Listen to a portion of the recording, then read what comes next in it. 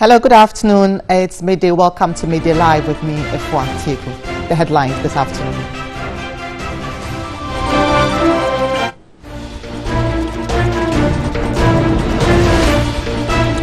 First Lady cuts the sword for construction of a new pediatric intensive care unit at the Kolebu Teaching Hospital.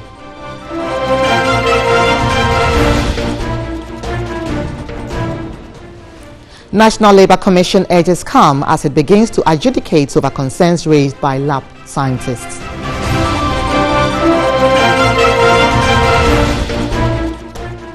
And on the foreign front, Zimbabwe president calls for elections on July 30.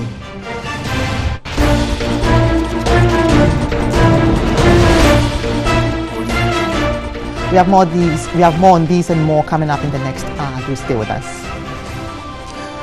In our very first story, an Accra District Court on Tuesday remanded medical doctor of Obeinfo Hospital, Dominic Obeng Ando, and his cleaner, Edward Amponsa, to 2 weeks in police custody after being charged with murder. The presiding judge, Efua Saki, denied the accused person bail and directed his lawyers to the High Court as she has no jurisdiction to grant him bail. Obeinfo Hospital is a facility that boasts of being an advanced body sculpt center and is not new to controversies. Here is a timeline of controversies that have over the years rocked his facility. May 23, reports emerged the Deputy CEO of the National Entrepreneurship Innovation Program, Stacey Ofedaku, had died at the hospital. The sequence of events, however, are still unfolding, with little coming from key stakeholders, especially the man at the center of the alleged death. On Sunday, May 21, Stacey Ofedaku left home on the pretext of a checkup. According to reports, on the said Sunday, she was at the wager office of the Obeinfo Hospital. She is believed to have died on Monday, May 22, 2018. The Obeinfo Hospital is alleged to have said the hospital was not able to acquire a space at a morgue immediately in the absence of a relative. The hospital, however, got a worker at the Obeinfo Hospital to act as a relative to get the space at the morgue. On Wednesday, May 23, the mother of the deceased was informed about the death of her daughter after she called and was asked to come to the facility for news on demise of her daughter. Reports indicate the corpse of the deputy CEO was embalmed, raising questions as to why that was the case, when Dr. Obeng is not a known pathologist. His acumen as a body sculpt expert has also been brought under scrutiny when he himself had acknowledged he only had a 2-week learning in cosmetic surgery. In 2013, a complaint was lodged against Dr. Obeng Ando by some patients over life-threatening complications after receiving his services. His facility has since been closed twice, but for some reason he seems to have gone back to practice, with the death of Stacey Ofedaku being the unfortunate incident that blows the lid off his activity, if what the Medical and Dental Council says is anything to go by. Let's still stay on the issue of health, but this time on a strike action, as patients continue to bear the brunt of the strike action embarked upon by the Ghana Association of Medical Laboratory Scientists across the country. TV3 Western Regional reporter Irama Smith has visited the Regional Referral Center, the Efian Kwanta Regional Hospital, on Tuesday and has come through with this report. The Association of Medical Laboratory Scientists says it has had to adopt a more radical approach to bring finality to all of its protracted issues. The association for the past 4 years has been demanding for a directorate to steer its technical and financial issues, a laboratory account to enable it have reliable funds to support their activities, and salary disparities among junior workers. Here at the Efian Kwanta Regional Hospital, the nurses talk about harrowing stories of patients being turned away from the blood bank, leaving them to their fate. On the second day following the total withdrawal of services by the lab technician, I'm currently at the Efian Kwanta Regional Hospital lab, and it's around 9:30. The lab is locked and patients continue to be stranded. I have with me here 2 people who actually needed services from the lab. Hello, good morning, sir. Good morning. What brought you here? Actually, on last Thursday, I brought my son here and make a lab test. But this morning I was promised to come for the report. But when I came, the door is locked. And due to that, I have no access to enter. So what do you intend to do now? I don't know what to do. I'm very stranded. Where is your son now? How old is he? He's 1.5 years. He's now at home.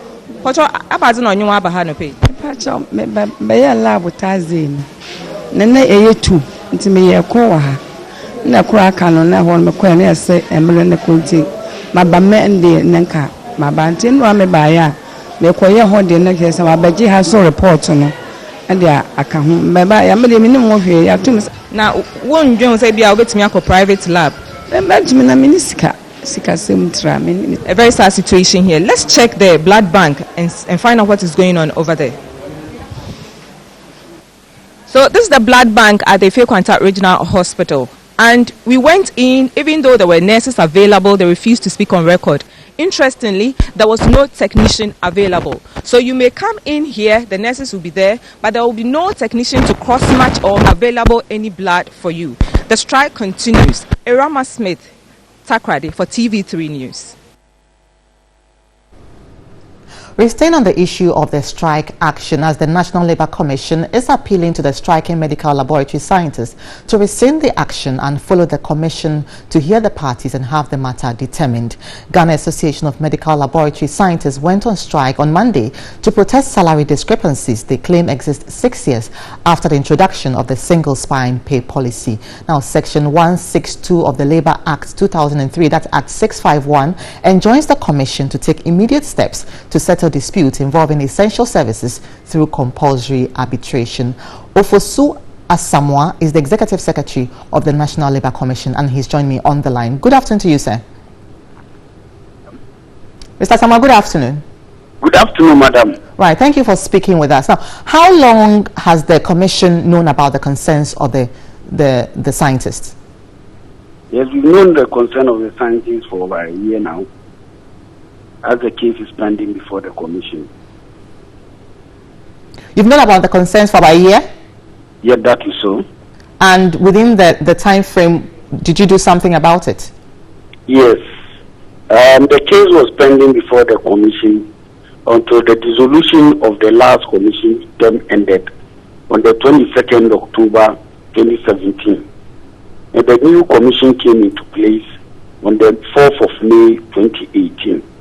And as the new commission came on the 4th of May, on the 7th of May we received the copies, and on the 18th of May they have begun proceedings, that is hearing of the case already for early, hearing. Yeah, we did it on the 18th, and it has been adjourned to the 1st of June. So it was a bit surprising when they left the place, that now that the case is receiving attention, they went on strike. Right, so they have met with the ministry. Were you part of that meeting? No, we are not part of it, because when there is a deadlock or there's a problem, they will come to us. So we don't have to be in the meeting. But if you are able to resolve it at their level and they inform the commission that they have been resolved, then that is it. Because the case before the commission is between the medical laboratory scientists against the ministry, the Ghana Health Service, and the fair wages. So when parties are before a court or a tribunal or a commission, and the parties decide to go and settle it themselves, we don't involve those sitting on it. It is when it is not resolved that it comes before us. But for the time when the case has been adjourned to Friday on the 1st of June, for which the parties will appear before us. So by the 1st of June, they come and they have settled the matter in the course of the meetings they are holding. That will end it. Else the commission will proceed to hear the case and determine it. You know, they are essential service providers, so we have to treat their case with respect. Many thanks to you being speaking with the National Labour Commission on the striking medical laboratory scientists. Now, the National Identification Authority, NIA, still does not know the specific technical glitch that marred the commencement of the national identification exercise on Monday. The authority is unsure when this glitch would be fixed, heightening concerns about the exercise that has already suffered 5 postponements. We think that it is fair that after we have resolved the problem, we can tell Ghanaians what the problem was. But as it stands now, we need to get all the facts together. Once that is done, we'll let the public know. So when we solve, then what are we solving if we don't know yet what the problem is? It is a process. You are dealing with technology, and you would ask questions, and you would get answers, and you would try to resolve those answers with solutions. Those solutions may work or they may not work. The National Identification Authority has suspended indefinitely the mass registration and issuance of Ghana card to Ghanaians after a rollout failure on Monday. This is the 5th time the NIA has missed an announced deadline.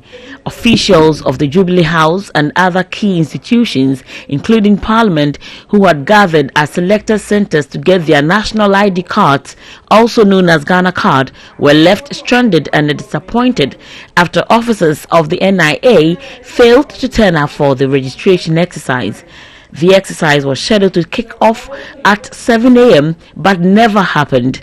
The NIA has apologized for the fiasco amidst calls for its leadership to be held responsible for embarrassing the government.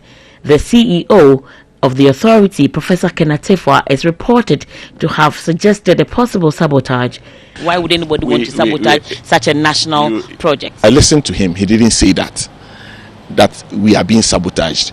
What we have to do as a responsible authority of state is to make sure that in addressing the current issue, because we felt that everything was set and good to go, we would explore the facts we have before us.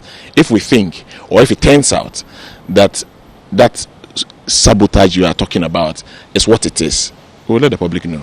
The acting director of corporate affairs at the National Identification Authority, Assistant Commissioner of Immigration, Francis Palmdetti, insisted the authority is in control. The issuance of the Ghana card is among the key projects the NPP government promised to execute to formalize the country's economy. Persons with the right documents who provide right answers to questions will be issued the instant Ghana card in approximately 30 minutes for free. The primary documents required are a birth certificate or a valid passport. The Ghana card will replace the sectorial identity cards in circulation and become the only card to be used in transactions where identification is required as provided by law. Now, still on national ID card issuance, civil society group Strategic Thinkers Network Africa says the cost involved in its production is expensive. The group in a statement said it cost other countries like Nigeria, with population of approximately 160 million cedis less, to undertake a similar project. They argued Nigeria spent $87 million on their project, whilst India, with a population of 1.2 billion, spent $1.5 billion. They equate why Ghana, with a population of about 28 million, is spending $1.2 billion on this development. So I've been joined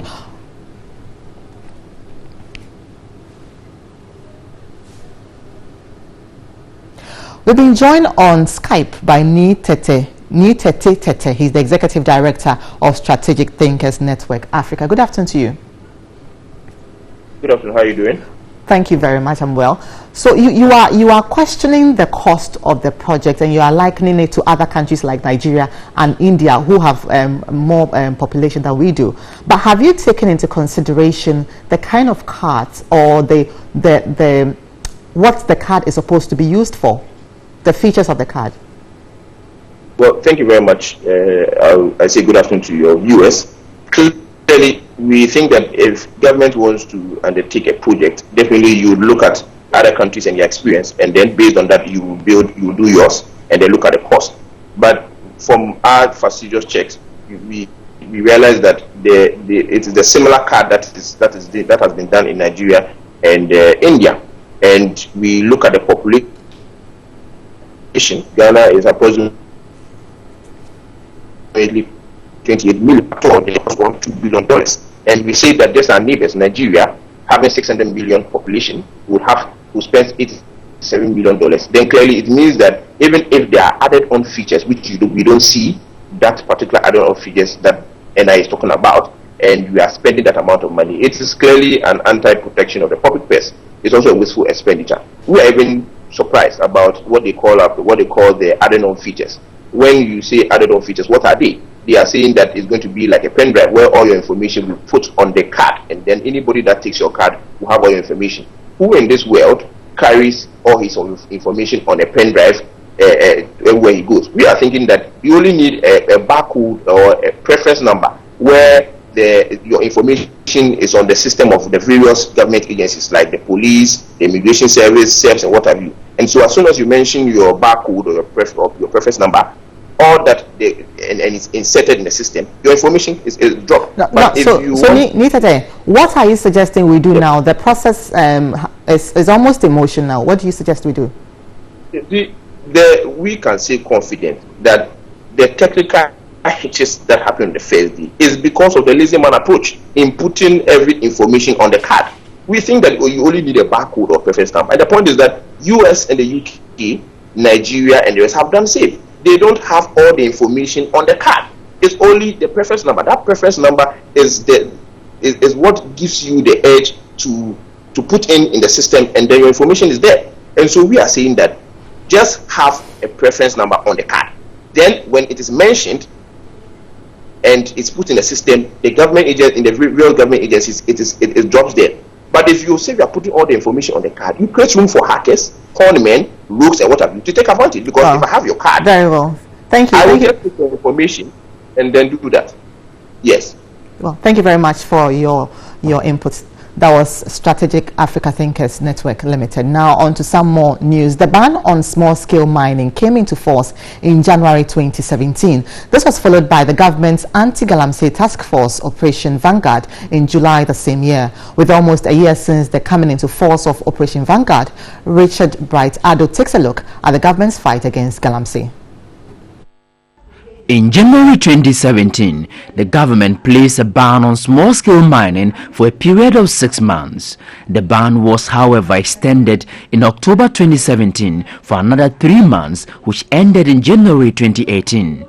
Government later extended the ban indefinitely. River bodies, farms and forest cover were destroyed because of the age-long practice of illegal mining, popularly called Galamsey. Thousands of small-scale miners who were into legal mining have lost their source of income. Some of the miners then migrated to the capital Accra to seek alternative sources of livelihood. Ernest Nana Owusu is one of the miners who used to undertake his business in the Ashanti region. He relocated to Akwitaman in Accra. Ernest spoke to the news team of what life has been for him almost a year after the ban. I don't really have any major work to do. I help my parents to sell water. There is nothing really happening. Our lives are in ruins. Another miner at Tabawa now resides at Asufa near Ofanko. He's now a taxi driver. Bawa migrated from Sandema in the Upper East region to Obuasi in the Ashanti region 2 years ago to engage in Galamsey. He told the news team after the ban he attempted to migrate to Libya.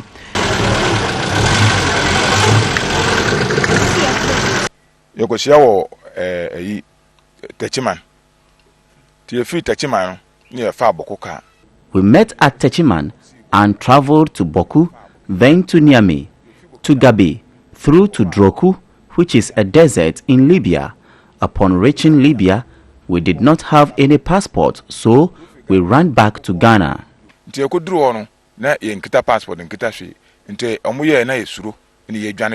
The government's anti-Galamsey task force Operation Vanguard, which started operation in July 2018, has at Sunday, May 27, arrested over 1,000 illegal miners, seized 101 varied weapons and more than 2,000 ammunitions. A member of the Ghana National Association of the Small-Scale Miners, Mike Gizo, said government's promise to lift the ban soon is welcomed. One thing we've been pleading for is for government to come out with specific timelines and definitive time frames.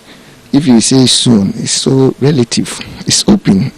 We don't know how soon the soon will be. A year on, some major river bodies hitherto affected by the illegal mining has improved, and so is the reclamation program. Let's now head to Parliament, where Second Deputy Speaker Alban Bagbin has described the controversial double salary saga as a great source of embarrassment to him and a development that has dented his reputation. It emerged in April this year that some members of Parliament who served as ministers under the previous NDC administration received double salaries. As at today, the 7th Parliament of the Republic of Ghana, together with the members of the executive and the other office holders I mentioned, do not know their salaries. And so they are being paid something. I have shared my experience with the CID, and I've told them that initially some people opted to be paid from the Controller and Accountant General. In fact, at the very beginning, the Controller and Accountant General was paying everybody. But the Controller and Accountant General Department is an agent of the executive, not the legislature, and not the judiciary. And so the other arms of government fought to have some autonomy of their finances, and that was given. Do you feel embarrassed by this? Very. Not just embarrassed, hurt. You are hurt? Very hurt. That for 26 good years, that I wholeheartedly served this nation, I must say with distinction, and the world. And I held so many positions in global organizations. I'm well known. And I'm one of the resource persons for the Commonwealth. For them to read that I was receiving double salary. It has set your reputation? Serious.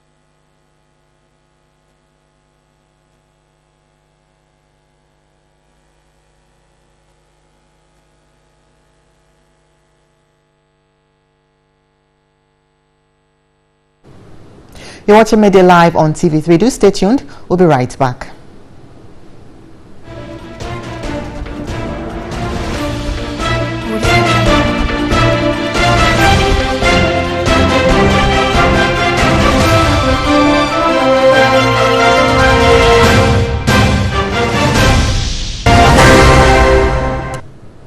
You're welcome back. Minister of Business Development Ibrahim Mohammed Awal has disclosed government has invested $100 million into the National Entrepreneurship Plan. Now, this is to facilitate the growth of young businesses in the country. Speaking on the sidelines of a program to launch the Business Advisory Service Providers Association of Ghana, Minister of Business Development Ibrahim Mohammed Awal says government is committed to improving the microeconomic environment to enhance growth. He said it is expedient to support young businesses in order to address the unemployment rate in the country. 120,000 young people complete tertiary education in this country. Only 10,000 are able to be absorbed in public sector. The 110,000 every year must find jobs. And everybody wants to look at public sector. Public sector is choked. So the ministry or government should have to do is now to turn to young people and say, look, you can be a business owner. So our ministry support all these young people to set up their own businesses and to succeed. The minister said the steady reduction in interest rate and inflation demonstrates government's faith in businesses. This year will disburse about $10 million, up to $100 million, to support young people to set up businesses. Just within a year, we've reduced interest rates and inflation. Inflation was 15.2% as of 2016. As of now, it's 9.6%. So inflation already single digit. Interest rate has moved from about 32-35% to about 20%, 22% now. We want to improve the macroeconomic environment. Once we improve the environment, the banks will respond. Individuals who qualify for the financial support will be mentored for 3 years. The disbursement of funds is expected to begin in July. A Deputy Minister for Agriculture says the launch of the Business Advisory Service Providers Association of Ghana, BASPAG, will alleviate the plight of SMEs in their business endeavors. Judge Boahino Dro believes BASPAG will facilitate the acquisition of loans from banks to aid farmers and other businesses. The Business Advisory Service Providers Association of Ghana, BASPAG, is an initiative of the USAID's financing Ghanaian agriculture project, which links agribusinesses to other SMEs to finance and expand their business operations. Speaking on the sidelines of the launch of the association, Deputy Minister for Agriculture, George Boahin Odro, indicated the association will serve as link between farmers and financiers. Now, fortunately, we have this association right now. They are going to be the linkages between the banks and those who are engaged in the agribusiness. So they are going to facilitate the business activities between the banks and the farmers. Their proposals and how to approve the banks is going to be their task. So I'm sure with the inception of this association, there's going to be an improvement. Minister of Business Development Ibrahim Mohammed Awal called on BASPAC to educate businesses on fundamental business principles. I would therefore want to submit to BASPAC that in addition to educating our people on how to access funds, please take certain areas critically. Product risk is very important for you to look at. The small businesses have reputational problems, help manage reputational risks, product risks. Very importantly, help them have access to markets. The minister encouraged entrepreneurs to take risks to make their businesses succeed. He pledged government's commitment to creating an ideal environment for businesses to thrive. Government would continue to create the necessary environment. Today, the cost of borrowing is improved.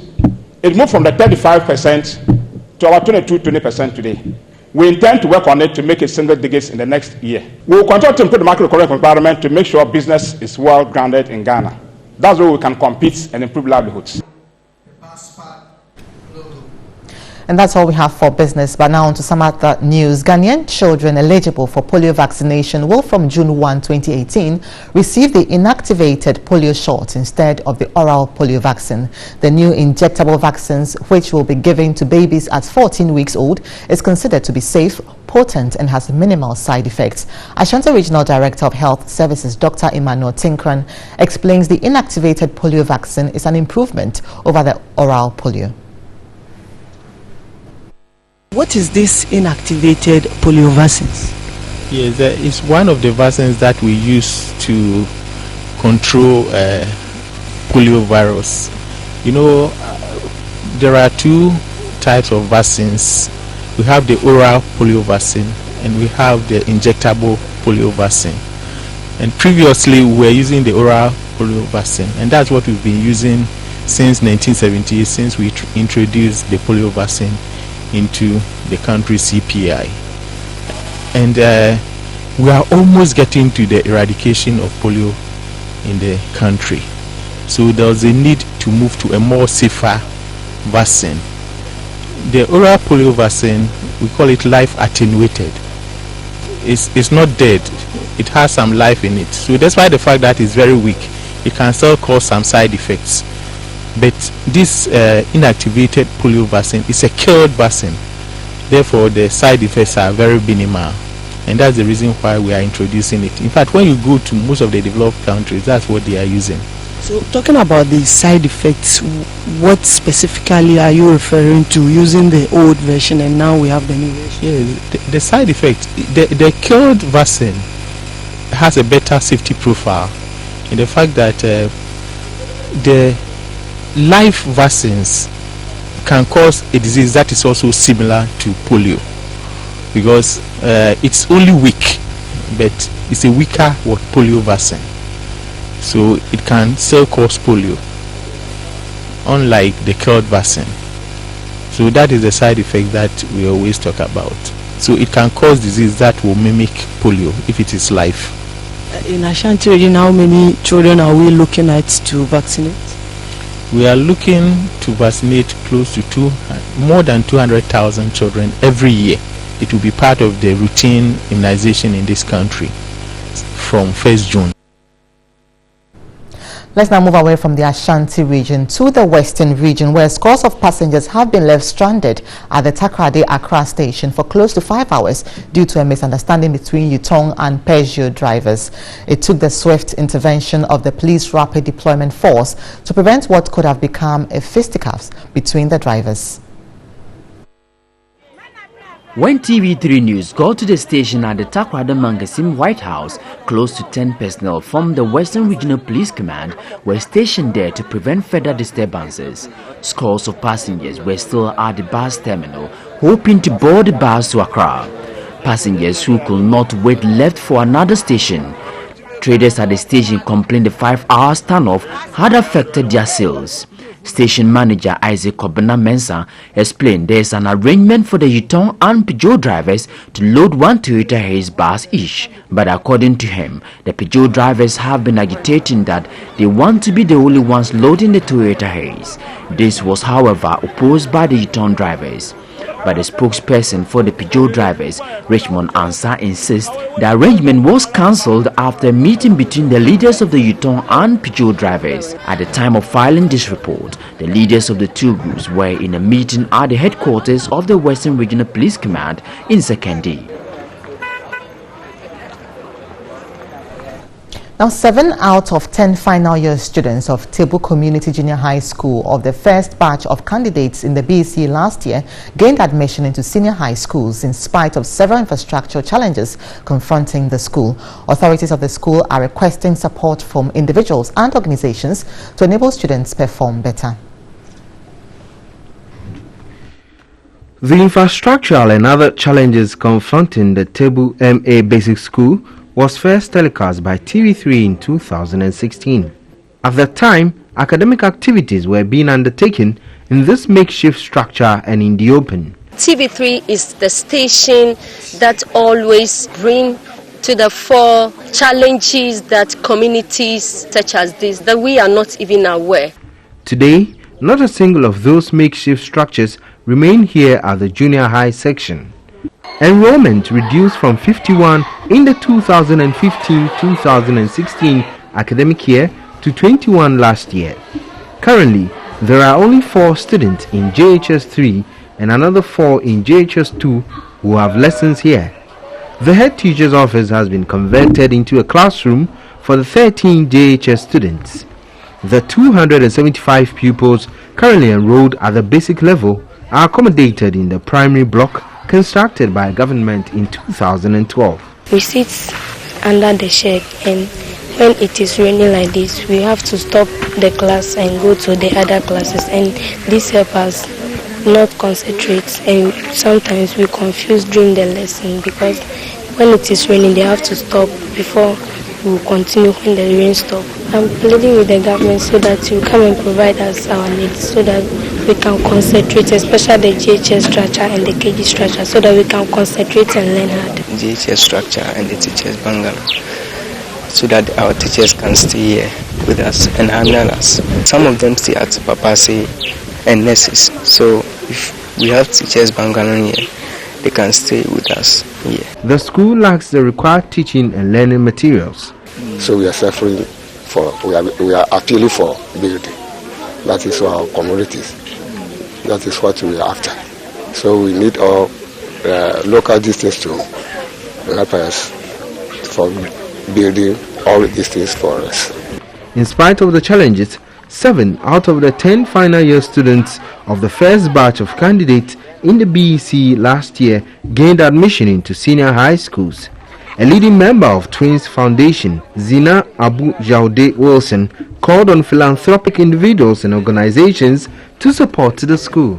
I want to encourage everyone to try and contribute their quota towards the development of this community and other communities facing similar challenges. I believe it will go a long way to make a difference in their lives.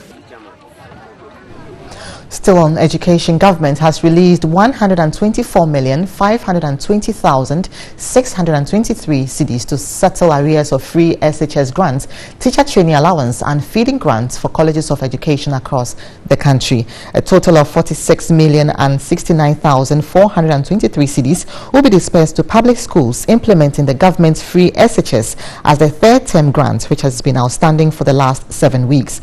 The disbursement covers payments made to the buffer stock to provide food for students under the free SHS, the release of the money camps hours after senior high schools across the country implementing the free SHS program complained of serious financial crisis due to government's failure to release grants for the third term. The ministry said the release of the funds forms part of the government's commitment to quality education delivery in the country.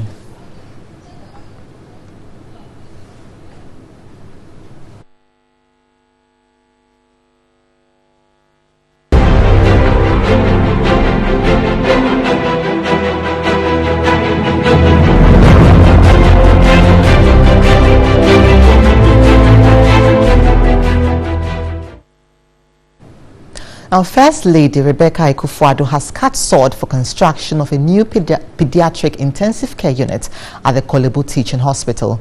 The unit, supported by the Rebecca Foundation, when completed, will take care of pediatric and neonates that are admitted through the emergency room and are either intensive care or high dependency patients.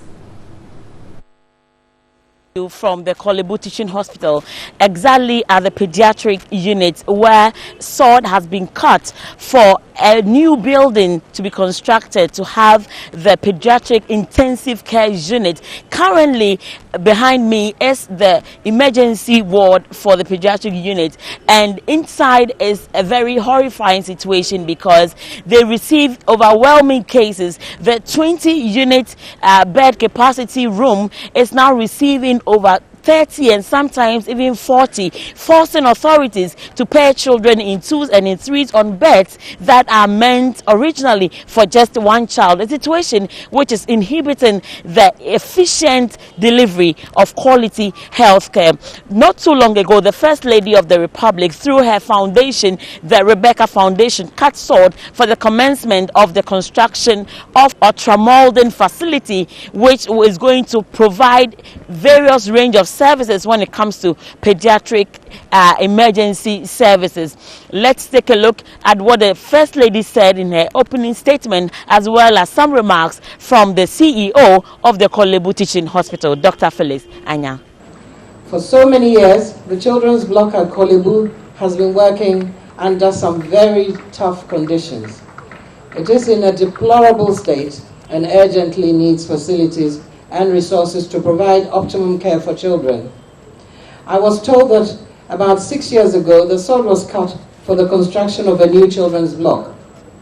Unfortunately, no progress has been made to date. Meanwhile, congestion and lack of adequate equipment have made treatment extremely difficult. One of the urgent facilities needed is a pediatric intensive care unit.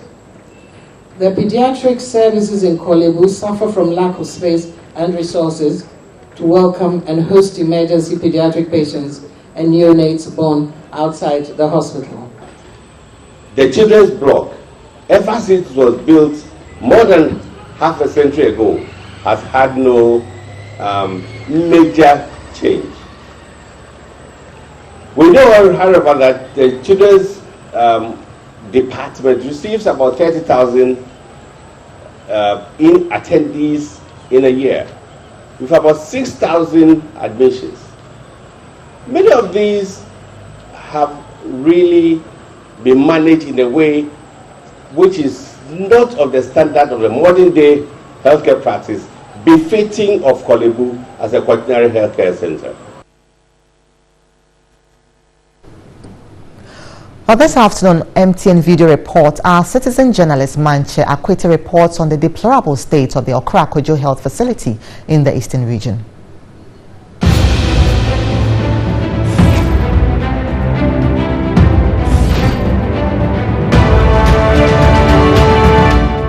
The Okra-Akwadwo Health Facility.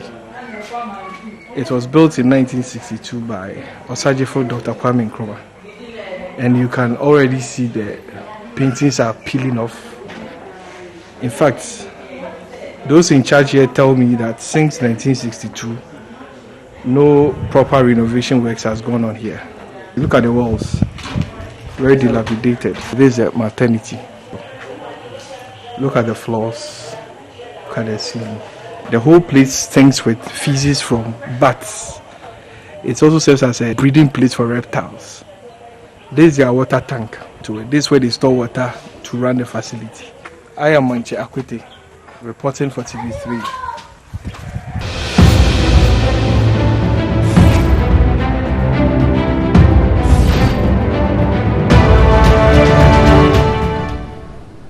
Well, thank you very much, Manche. You can also send your video report on number 05514330044, 05514330044. You're watching Midday Live on TV3. Do stay tuned. We'll be right back.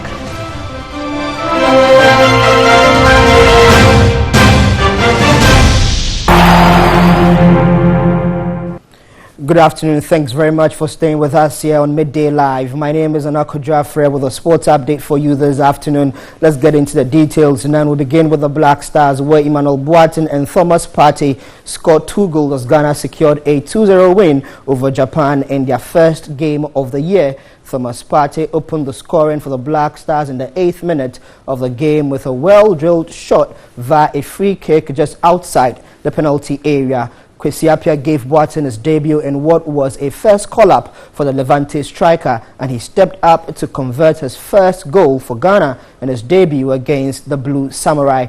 Ghana will play Iceland next in another friendly, with the European nation testing their strength against the Black Stars ahead of their World Cup group match against Nigeria.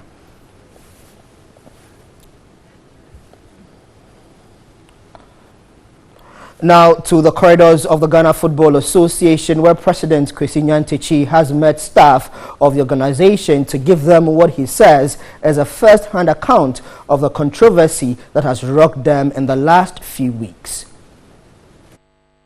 He was at the GFA offices for the first time since the allegations of influence peddling and defrauding by false pretense dragged him into long hours of interrogation at the Criminal Investigations Department. The GFA president has since been heavily mocked on social media and his integrity heavily questioned, even though he has not been found guilty of any offense yet.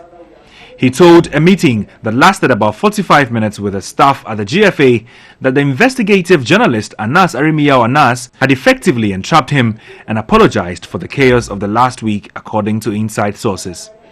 The GFA boss is said to be downbeat and sad, but told the staff he doesn't want the running of football in the country to grind into a halt due to the controversy. Nyantakyi, GFA president for the last 13 years, is a key subject in an investigation by journalist Anas Arimiyahu Anas on corruption in Ghana football. In one of the scenes, the GFA president tells the people he thought were potential investors that he could facilitate access to the president and vice president of Ghana and other officials with about $12 million.